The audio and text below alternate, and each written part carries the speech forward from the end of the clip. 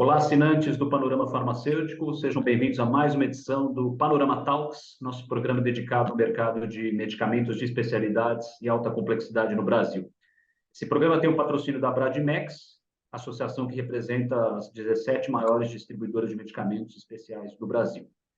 E, dentro da nossa proposta de trazer à luz do debate os diferentes setores que integram a cadeia e a jornada de acesso a medicamentos, hoje nós vamos ouvir o ponto de vista do canal hospitalar, que tem uma relação intrínseca com a distribuição e também com a indústria farmacêutica nesse grande processo de acesso a medicamentos no Brasil. Eu tenho a honra de receber o Antônio Brito, diretor executivo da ANAP. Seja bem-vindo, Antônio.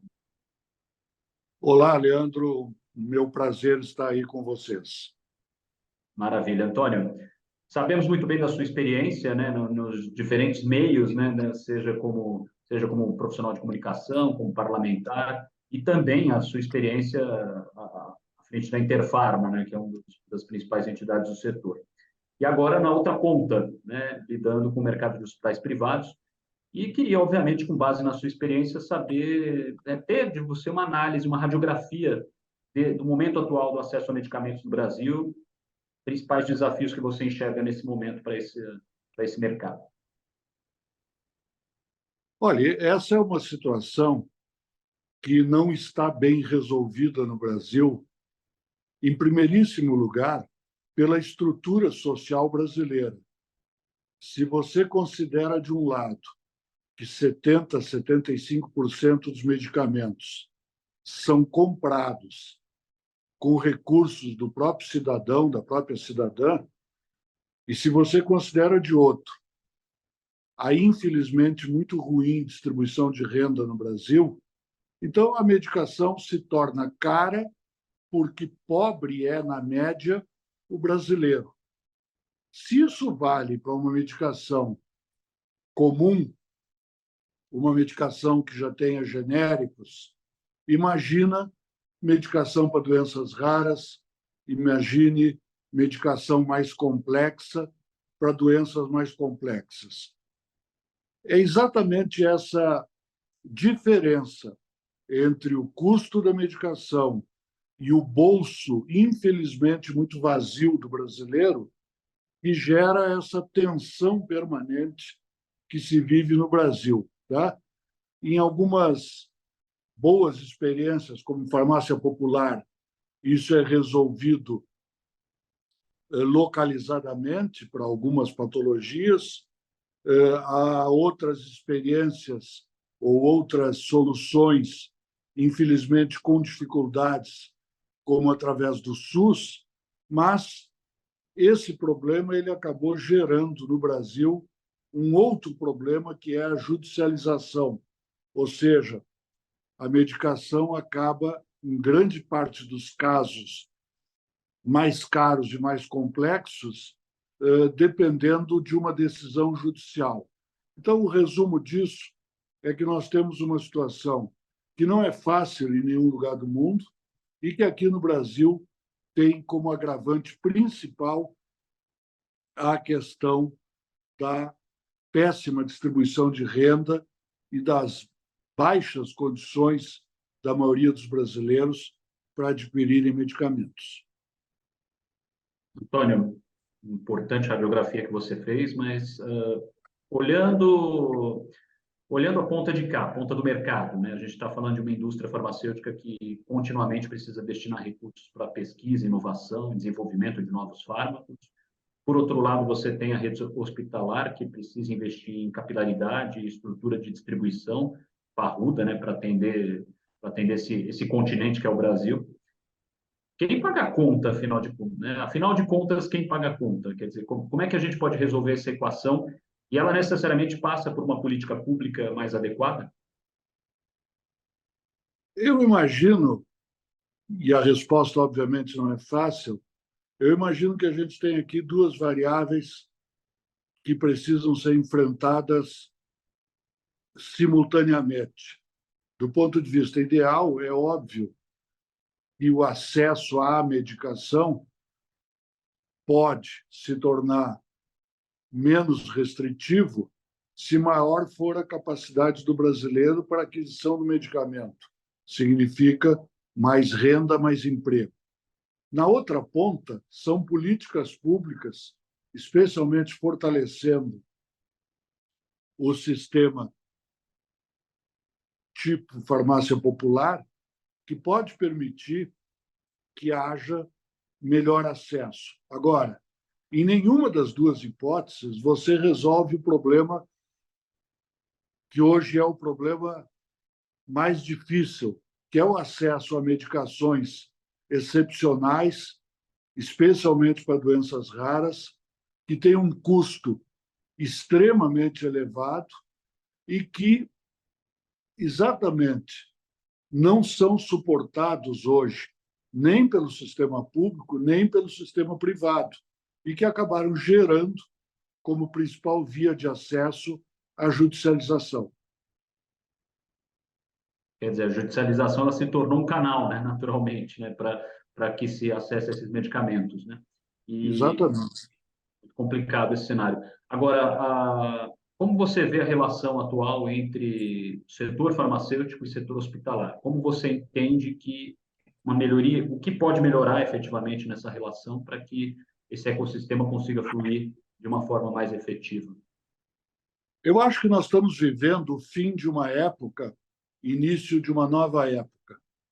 Ao longo dos anos, e desses últimos anos todos, a relação básica entre os prestadores de serviço, os hospitais, e a indústria farmacêutica era uma relação comercial. A indústria farmacêutica vende o medicamento, o hospital compra o medicamento e, com esses medicamentos, atende os pacientes internados. Essa relação ela se tornou extremamente superada, extremamente antiquada para enfrentar os novos desafios. E o que eu vejo com alguma alegria é que tanto os hospitais, prestadores de serviço, quanto a indústria farmacêutica estão buscando formas novas, estabelecendo parcerias, fazendo um compartilhamento de riscos, transformando aquela relação, que era uma relação estritamente comercial, numa relação onde a indústria farmacêutica pode passar a ser uma prestadora de serviços mais amplos e onde os hospitais e os prestadores de serviço querem ter com a indústria farmacêutica uma relação que eu diria de maior parceria. Parceria, entendimento, acho que esse tem que ser o caminho, o diálogo, né, entre todas as partes, né? E nesse meio a gente tem também uma cadeia de distribuição necessária, né, para um país com essas dimensões. Mas você enxerga que a distribuição em particular pode exercer um papel diferente, indo além da operação logística também? Eu acho que, seja no setor de saúde, seja em tantos outros setores da vida, nós estamos num momento onde é preciso de uma clara concepção de que distribuidores, fabricantes, compradores, prestadores de serviço não podem limitar a sua relação a uma relação de troca de nota fiscal e de produto, a uma relação estritamente comercial. Nós precisamos evoluir dentro da ideia de que todos os elos da cadeia se perguntem e respondam, né? O que é possível fazer em termos de parceria, em termos de prestação recíproca de serviços. Acho que essa é uma tendência cada vez mais presente e que, especialmente no campo da saúde, é rigorosamente indispensável. Acho que o caminho está dado, né? As ideias estão postas e acho que o diálogo existe, né? Pelo que a gente percebe. E para concluir, Brito, em termos de política pública, você já comentou de certa forma, mas você entende que, não digo governo, né? Para a gente não dizer, mas falando em Estado, né? Você vê que o Estado brasileiro hoje ele está próximo, está entendendo esse diálogo, está consciente de que é necessário esse caminho? Como você vê essa evolução?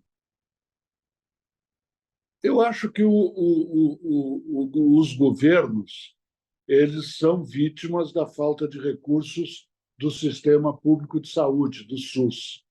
Então, quando a gente pensa em incorporação de novas tecnologias, nós temos um desafio enorme no Brasil, porque o atual sistema de saúde, seja na ponta pública SUS, seja na saúde suplementar, especialmente com aqueles que são contratantes de planos de saúde, há um desbalanceamento, há um distanciamento muito grande entre aquilo que a tecnologia oferece e aquilo que os orçamentos permitem.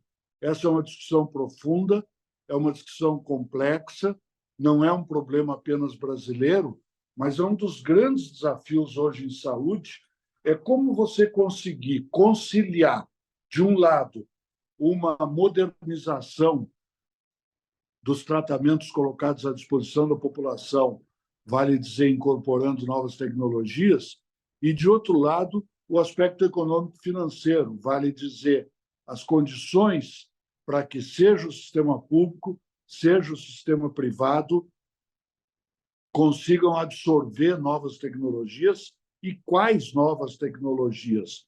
Nós estamos vendo aí um conflito de natureza econômico-financeira, colocando, de um lado, os fabricantes, de outro lado, os prestadores de serviço e fontes de pagamento, como os planos de saúde. E isso aí não vai se resolver com a ideia de que um dos dois lados enfie goela abaixo do outro os seus interesses ou as suas razões.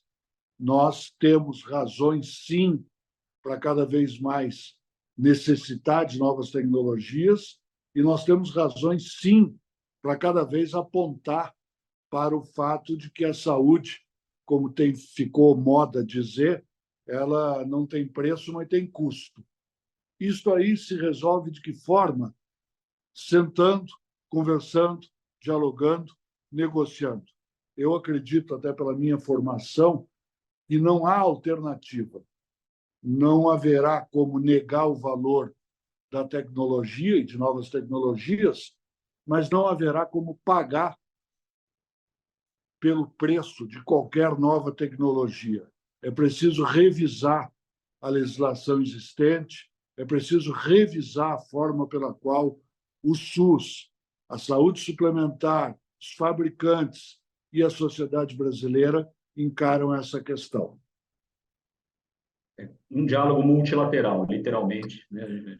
É necessário. Exatamente. Legal, Antônio. Poderíamos ficar bastante tempo aqui discutindo, refletindo, sem necessariamente ter todas as respostas à mão, mas importante é que as estratégias estão postas à mesa e o caminho não pode ser outro mesmo, tá bom? E é isso. A gente agradece as suas contribuições, sua reflexão. Temos um longo desafio aí pela frente e, com certeza, a contribuição de líderes como você vai ser extremamente relevante. Mais uma vez, agradeço você pela participação. Eu lhe agradeço e agradeço também aos nossos amigos da Bradmex. Obrigado mais uma vez a você pelo prestígio da sua audiência e já fica aqui a dica. Acesse panoramafarmaceutico.com.br, inscreva-se no nosso canal, ative as notificações no YouTube e acompanhe também o Panorama Farmacêutico nas redes sociais e nos grupos de mensagem do WhatsApp e Telegram.